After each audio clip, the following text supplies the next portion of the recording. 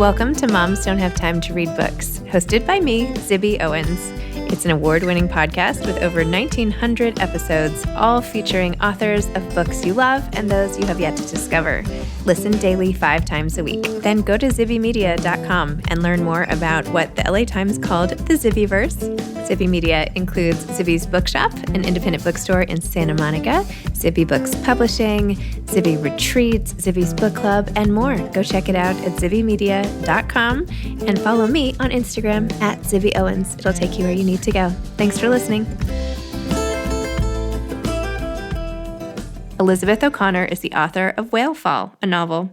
Elizabeth lives in Birmingham. Her short stories have appeared in the White Review and Granta, and she was the 2020 winner of the White Review Short Story Prize. She holds a PhD in English literature from the University of Birmingham, specializing in the modernist writer H.D. and her writing of coastal landscapes. Welcome, Elizabeth. Thank you so much for coming on Moms Don't Have Time to Read Books to discuss Whale Fall, a novel. Congratulations. Thank you so much for having me. It's a real pleasure to be here. Well, thank you. I feel like you've taken me to a totally different time and place. I've been in a cinema, completely immersed, wet even, salt water and tweed, and I don't even know. But, it's an escapist type of read where you can't even believe that there's a culture that lives like this and that they could be so close to real life, Anyway, why don't you do a better job and tell listeners what Whale Fall is about? Yeah, of course. Whale Fall is set on a remote island off the coast of Wales. There are many islands like this off the coast of the British Isles, which I'm sure we'll talk about in this interview. The book is set on this island just before the Second World War in 1938, and it follows a small island family, and in particular, a young girl in this family, Manod, who is 18, just finished her schooling, and sort of wondering what the rest of her life will look like. The island's visited by 2 anthropologists who come to study the island, and what they see is this kind of vanishing way of life. And Manod begins to work for them as a translator. And the book kind of just charts that relationship, how it changes Manod's worldview, how it changes the island, and everything that happens in this collision of 2 worlds. Wow. And one of the things that surprised me early on is that nobody on the island knew how to swim, that it was not even that the men, and you said something like the men didn't know how, and so the women didn't even occur to the women to do it, right? that the ocean just seemed so inaccessible that it wasn't even something that they would consider. It was just a beast to be reckoned with. Yeah, and so dangerous, and that kind of really shapes their relationship to the sea, this sense of how dangerous it can be and how changeable. Yes, there's that sense of, well, how would you learn in the first place in a sea that's so unpredictable, and why would you? Yes. So you have the storms in the sea and the unpredictable weather and how they navigate sort of the elements, but then you also have all of those things inside of one particular family, and how Manod is taking care of her sister, who maybe has some challenges, and her mother, which we read about her sort of demise, and then the sad, I don't know, I don't know if we can talk about, but sort of trying to save someone you love and not really understanding, and they didn't have the hospitals the way we do now and all of that. Yeah. And so it was just oh, she's in bed, or she's getting thin, or where is she, and sort of that black box of misunderstanding, if you will. Yeah. That's a great phrase for it, I think. Oh. Thanks. So tell me about your being drawn to this. I know in the author's note at the end, you talk about all the different islands that have these populations, and some have been moved off into other places and some persist. Where did this fascination come from, and and why write this book? Where did this come from? Why are we talking about these islands, 30 people on an island in the 1940s or whatever? Yeah, so as you say, the main bulk of the novel came from an interest I had in the islands that orbit the British Isles. So the British Isles, there's lots of sort of smaller islands off our coasts, and many of these had quite turbulent histories at the start of the 20th century. So I name a few of them in the author's note, but which were ones that were particularly inspiring to me. And they were places like Bardsey Island in Wales, which really saw quite rapid population decline in the early 20th century, St Kilda in the Outer Hebrides, and the Blasket Islands off the west coast of Ireland, which were both formally evacuated because of things like changing weather conditions, ageing populations, and things that were happening on the mainland, sort of modernisation and that kind of thing. And I became really interested in these because it felt like there might be something these communities could tell us about living at a time when we might have these similar anxieties about places becoming unhospitable or unlivable, this feeling of possible migration or evacuation sort of constantly on the horizon, forgive the pun, and that sense of that anxiety and what that means for the way we live and the way we relate to the landscape and to each other. So I think that's really where the novel started. And what's your educational background and your fascination and with all of it and your experience with writing, and just take me into how this book plays into your life? So I studied English literature. I ended up going through quite a lot of education. So I finished my PhD in 2020, and that was really looking at an American poet called Hilda Doolittle, who was a modernist poet first half of the 20th century. And I was particularly looking at the way she wrote about landscapes, and particularly about coastal landscapes, thinking a lot about how the coast is used as a symbol in poetry, and also looking at these kind of early depictions and early interpretations of what would now be called climate change, things like coastal erosion and the movement of people, displacement of people on the shore. So I had, from there, I think, that real interest in coasts, I suppose, and that sense of what does it mean to have something as a symbol, but also as a real place and a real ecology, and what are the tensions between those two things. I think the other thing that coasts came from was my family history. So my grandmother and grandfather came from quite isolated coastal places. So I myself am from Birmingham, which, if you know the geography of the UK, Birmingham's right in the centre, as far away from any single coast as you could probably get if you are living in the UK, but always felt that kind of personal connection to it. And then in terms of where writing has been in my life, I would say I started writing. I've always kind of written, always read a lot. I think there was that feeling that a lot of writers have where you don't quite understand that it can be a job or a career for someone. It feels almost like this mythical thing, and books just kind of appear. But I started writing seriously probably about 6 or 7 years ago. Whalefall's the first novel I've written. Yeah. So, and then currently writing the second as well. So, so that's where writing kind of fit into my life. It was partly doing my PhD and starting writing there, but it had been quite a long-held passion as well. So now it makes a little more sense, the way that, not that it didn't make sense, but it puts into context how you have sort of an outsider's view of the town and like the reports, and then you have sort of a more of a academic description which you intersperse, and then you have what's her name, Madod's, the things that come out that she's writing, right? Like they're the little poems, the little snippets that she starts writing, and it's almost historical fiction about a town, a time and place. And anyway, I get it now, your lens through which you're seeing the world, which is unique and makes fiction really interesting. It makes it imbued the novel with a lot of sense and time and place and history and all of that. I mean, even when the dad is talking about how there used to be another connecting island to their island that no longer even exists and all of that. It's like, how is all of this changing, and how does history get passed down to all of these generations and the stories and all of that? Yeah, exactly. And also thinking about how those histories get told and who tells them, those tensions between kind of oral history and written history, I think are, I hope, sort of in the novel as well.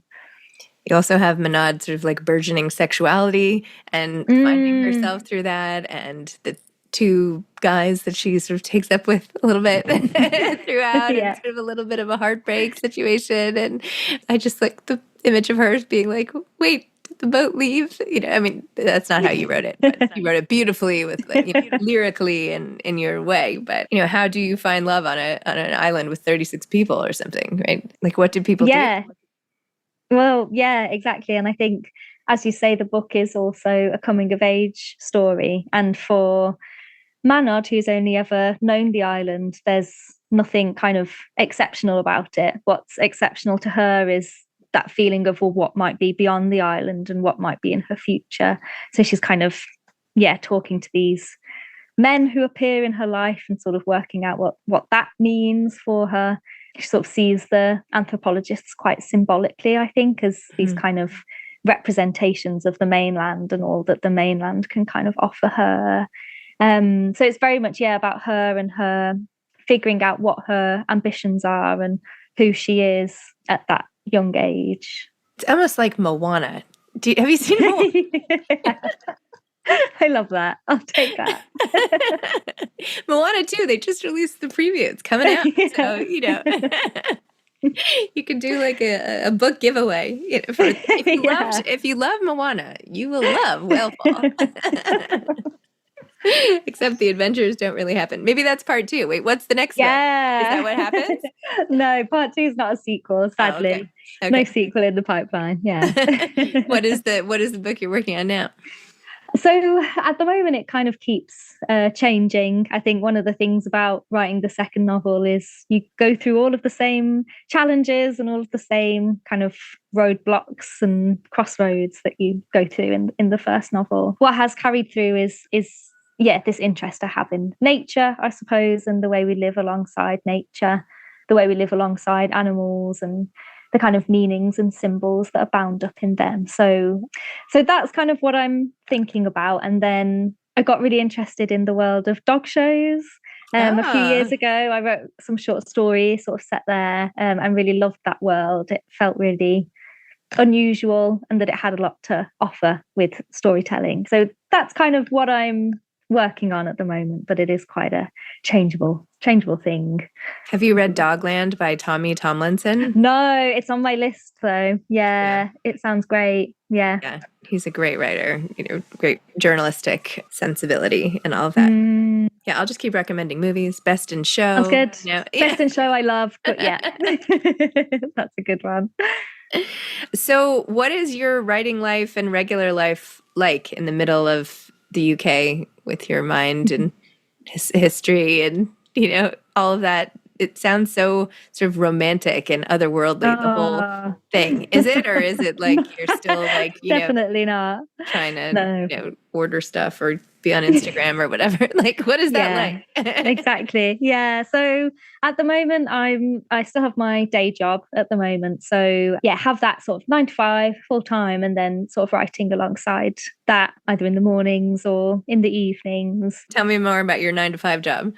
Oh yeah, sure. So I work at the University of Birmingham, which is a big academic university here in the UK. I work mainly with postgraduates in a graduate school, doing training in sort of how to do research and referencing and that kind of thing. It's a job I really enjoy. I think doing the PhD, I always thought I'd be working at a university afterwards. And it's nice to see whether things intersect with writing. So sometimes you might hear about someone's research project or some book someone's got coming out, and it suddenly like completely intersects with something you were thinking about.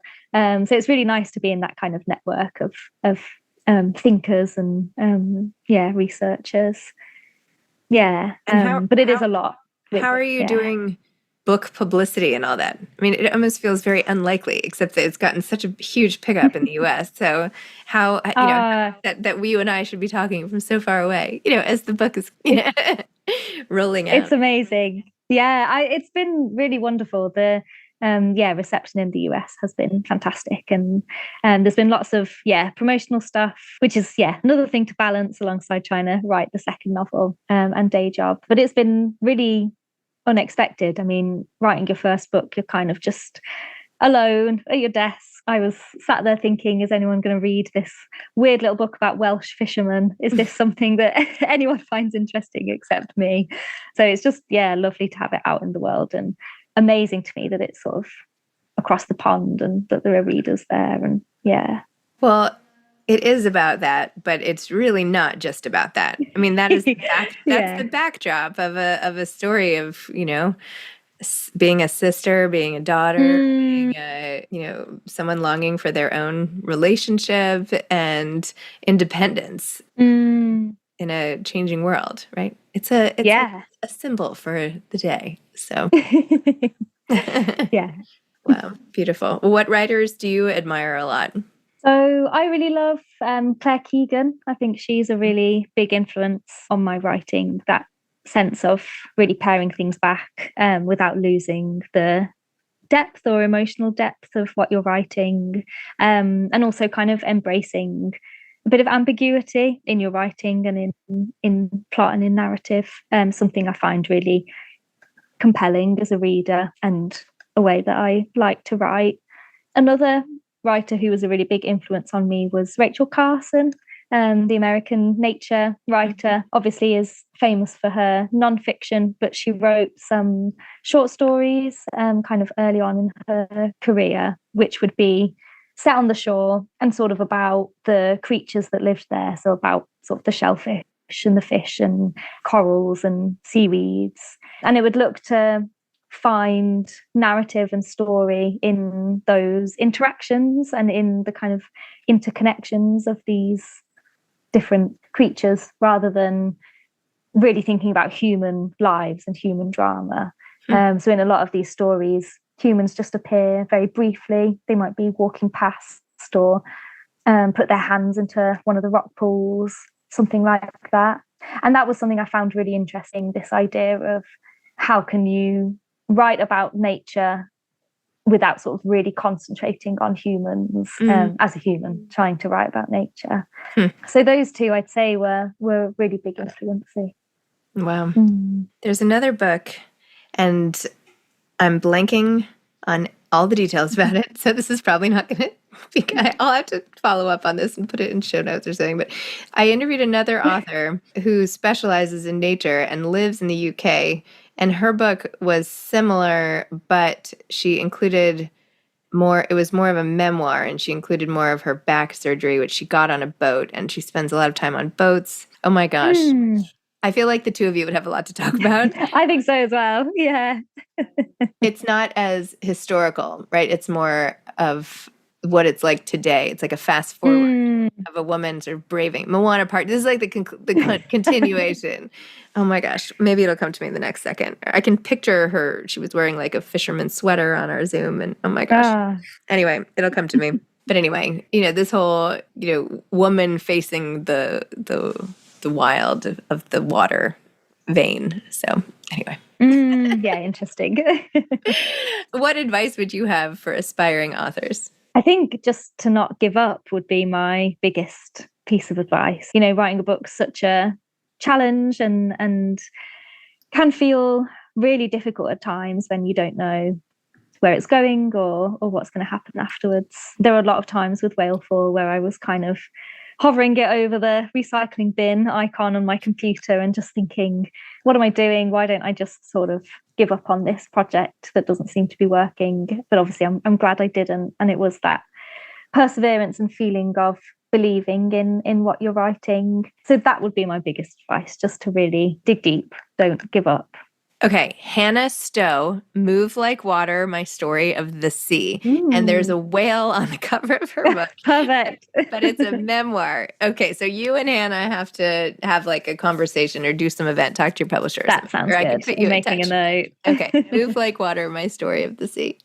The modern day, Menad in the 2024. Anyway, well, congratulations on all of your success. It's truly like a work of literature, modern day literature. Thank you. In a class or something like that. Very beautifully written. And I learned a lot. I learned a lot. I feel like I understand a different culture and that I literally took a voyage myself. So. Oh, that's lovely. Yeah. Thank you. Thank you. Best of luck. Thanks so everything. much. Okay. Thank you, Zibby. Okay. Bye-bye. Bye. Thanks for listening to Moms Don't Have Time to Read Books. If you love it, please leave a review and follow us on social at Zibby Owens and at Zibby Readers.